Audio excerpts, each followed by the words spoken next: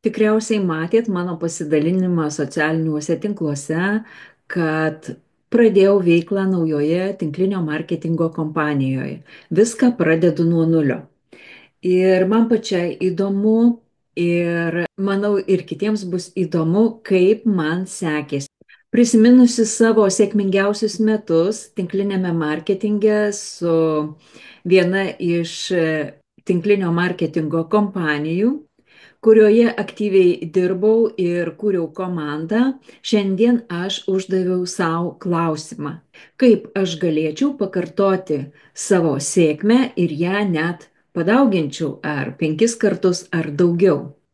Dabar naujame laikmetyje su naujais instrumentais, su naujais įrankiais ir esant dideliai konkurencijai, todėl ir pagalvojau, bepigu dalintis prieš 20 metų susikurta sėkme ir įgyta patirtimi.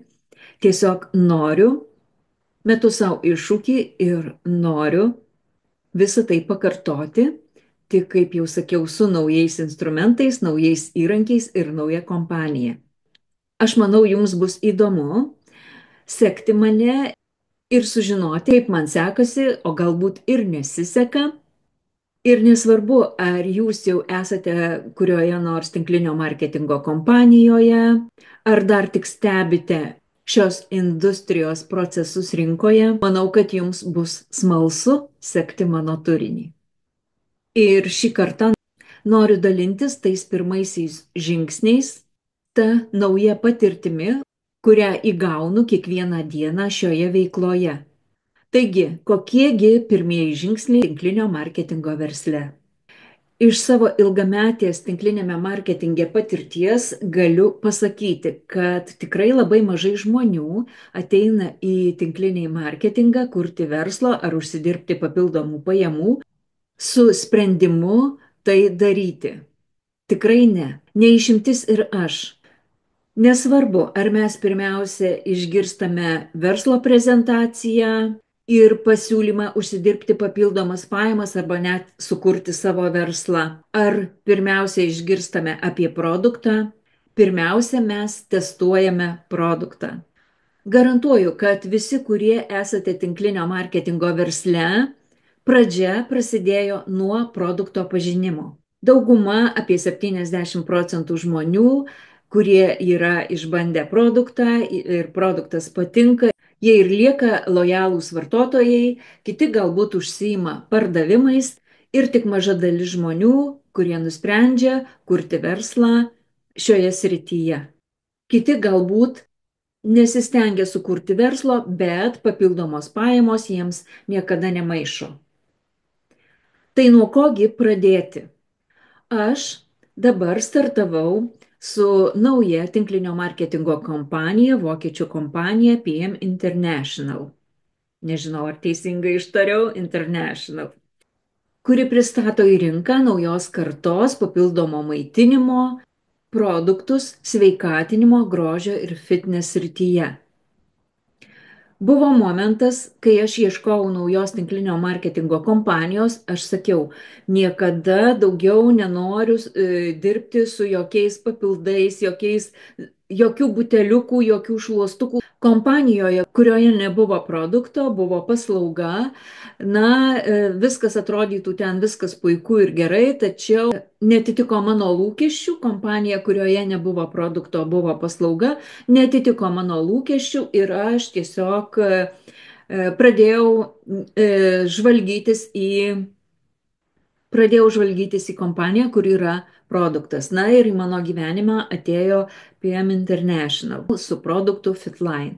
Ir žinoma, kilo tokia mintis, kilo tokia idėja, kadangi man patinka dalintis ir aš manau, kad daugeliu žmonių, kurie pradeda verslą tinklinio marketingo srityje, iškyla labai daug klausimų, o kaip pradėti, o ką daryti. Ir aš nusprendžiau visą savo veiklą, visus savo žingsnius dokumentuoti, analizuoti, daryti iš to išvadas ir dalintis su jumis. Aš manau, kad žmonėms, kurie pradeda, bus aktualu ir įdomu, galbūt pasisems iš manęs kažkokios tai patirties ir gaus kažkokio įkvėpimo, išvalgų ir galės panaudoti savo veikloje. Taigi, kai gavau pasiūlymą pirmą kartą prisijungti prie šios kompanijos, tai buvo prieš metus, aš atsisakiau. Net negaliu įvardinti priežasties, bet stebėjau socialiniuose tinkluose žmonės, kurie pradėjo veiklą su ta kompanija. Stebėjau jų pasiekimus, stebėjau jų gyvenimo būdą, stebėjau, kaip jiems sekasi, kuo jie dalinasi socialiniuose tinkluose. Na, man tiesiog buvo smalsu. Kadangi aš jau turiu aiškų supratimą apie tinklinio marketingo verslą, man kirbėjo mintis tinklinio marketingo verslo galimybė. Ir kai šių metų pradžioje aš pakartotinai gavau pasiūlymą peržiūrėti verslo prezentaciją, susipažinti su produktais, nusprendžiau neatmesti šio pasiūlymo. Peržiūrėjau prezentaciją ir kaip jūs manot? Susisiekėme su žmogumi, kuris man atsiuntė pasiūlymą ir nors mano vidinė intuicija jau sakė, kad aš noriu būti šioje kompanijoje, man ši kompanija patinka. Ir kas man pirmiausia patiko, kad buvo rekomenduota pirmiausia išbandyti produktą. Pirmiausia, jį išmėginti, paskanauti, paragauti, susipažinti su produktu ir tada nuspręsti, ar tikrai tai mano kompanija, ar tikrai aš šioje kompanijoje norėsiu kažką veikti daugiau, negu tik būti produkto vartotoja. Na ir kaip žinia, pirmiausia, kad išbandyti produktą, tai registracija į kompaniją ir startinio paketo užsakymas. Taigi, mano pirmieji žingsniai taip ir prasidėjo. Registracija, startinio paketo užsakymas ir iš karto patekau į komandos darbo verslo sistemą. Tai visa reikalinga informacija, mokymų grafikas, prezentacijų grafikas.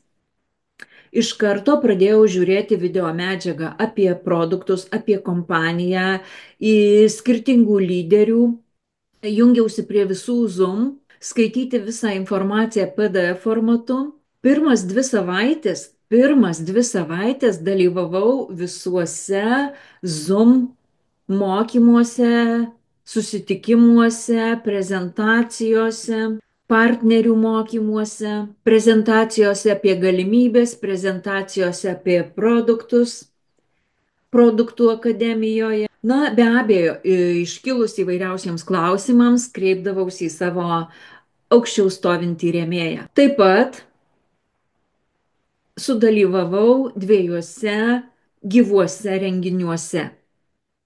Per tas 2 savaitės, kai maitinau save visą informaciją apie kompaniją, apie produkto veiksmingumą, apie kompanijos galimybės, marketingo planą, na ir žinoma, begalės atsiliepimų apie produkto veiksmingumą. Tas mane labiausiai sužavėjo ir aš supratau, kad man reikia čia būti. Taigi, po kelių dienų nuo užsakymo gavau produktus, pradėjau juos naudoti. Veiksmingumas be abejo iš karto pasijautė. Pradėjus naudoti produktą, sekiau savo savijautą, kaip aš jaučiuosi. Vis tik tai yra papildomas maitinimas, labai veiksmingi maisto papildai ir kadangi maisto papildus naudoju jau 17 metų, tai man buvo labai aktualu, kaip aš jausiuosi naudodama būtent inovatyvius maisto papildus, skirtingus negu anksčiau aš naudojau. Ką aš padariau? Pasidariau nuotraukas, kad galėčiau įvertinti pasikeitimus prieš pradedant naudoti šiuos maisto papildus ir po kažkiek tai laiko, kai bus pokyčiai po tam tikro laiko, kad galėčiau įvertinti, kokie yra pokyčiai naudojant šiuos maisto papildus, kad galėčiau dalintis savo istoriją su kitais žmonėmis. Tai tikrai yra labai svarbu. Kadangi mano sprendimas jau buvo tvirtas būti šioje kompanijoje ir siekti čia rezultatų, ir sveikatinimo rezultatų, ir finansinių rezultatų, todėl ką aš padariau, tikriausiai nustebsit, aš pati nustebau, nes aš pirmiausia padariau vardų sąrašą. Vardų sąrašą daugiau nei 100 žmonių. Galiu pasakyti atvirai, kad vardų sąrašą dariau galbūt prieš kokią 18 metų. Ir kai dabar pagrinde darbas online, verslas online, galimybės online, apie vardų sąrašą mes kažkaip tai net nepagalvodavom ir aš net nepagalvojau, tačiau kažkodėl tai vat čia man norėjosi padaryti vardų sąrašą ir aš jį padariau. Padariau vardų sąrašą, kam aš galėčiau papasakoti apie šios kompanijos galimybės, apie šios kompanijos produktą. Toliau gyvai susitikau su 3 moterimis, kurioms papasakojau apie savo atradimą, apie savo pasirinkimą ir apie kompanijos galimybės. Taip pat vieną moterį pakviečiau į kompanijos renginį savo mieste. Taip pat ji susigundė dalyvauti dideliame Lietuvoje organizuojamame renginyje, kurį organizavo kompanijos vadovybė iš Vokietijos ir ofisas Lietuvoje. Be abejo, dalyvavimas renginiuose yra labai svarbus dalykas, nes tu pamatai, kokie žmonės, pamatai pasiekimus, nes ten apdovanojimai, sveikinimai, pasidalinimas patirtimi. Tai yra tikrai labai svarbu ir tai įkvepia, tai motyvuoja, tai suteikia daugiau pasitikėjimo ir pačia kompanija, pamatai, kokie lyderiai, kokie atstovai tarkim, kaip šiuo atveju iš Vokietijos ir tai suteikia daugiau pasitikėjimo pačia kompanija, pačiu produktu ir tiesiog įgauni pasitikėjimo, kad pasirinkimas yra teisingas. Tai buvo mano pirmųjų 2 savaičių veiksmai. Šios pirmos 2 savaitės buvo skirtos pažinti produktą, pažinti kompaniją, pažinti komandą. Ir suprasti, per šias 2 savaitės aš turėjau suprasti, ar tikrai mano pasirinkimas yra tvirtas, ar aš tikrai drąsiai galėsiu dalinti su žmonėmis savo pasirinkimu ir produktu, ar aš norėsiu dalintis apie šios kompanijos galimybės, ar norėsiu apie tai kalbėti viešai, kaip darau tai dabar. Toliau sekė veiksmai. Sudariau aišku veiksmų planą visiems metams, ką aš noriu pasiekti ir kokius veiksmus aš turiu daryti. Beje, planą man padėjo sudaryti mano pagalbininkas dirbtinis intelektas, ChatGPT. Jis mano pagalbininkas visose srityse. Jeigu paklaustumėte, kiek laiko aš skyriau kiekvieną dieną šiems visiems veiksmams, na, manau, apytikriai 3-4 valandas į dieną. Tikrai. Mano pirmosios 2 savaitės naujoje kompanijoje buvo tokios, aš su jumis pasidalinau, buvo tokios. Ir norėčiau jūsų paklausti, kaip manot, ar užsiregistravus į kompaniją, tik pradėjus iš karto kalbėti pažįstamiems apie produktus ir galimybės, iš karto kviečiant prisijungti prie kompanijos, ar skirti laiko pačiai susivokti, kur papuoliau ir kaip čia viskas veikia, būtent analizuojant, stebint, mokantis. Prašau, pasidalinkit savo patirtim. Kitą kartą pasidalinsiu savo statistiką, kiek atsakymas ne, kuriuos išgirdau iš žmonių, kuriuos kviečiau prisijungti prie kompanijos ar išgirsti kompanijos galimybės, kiek uždirbo man pajamų.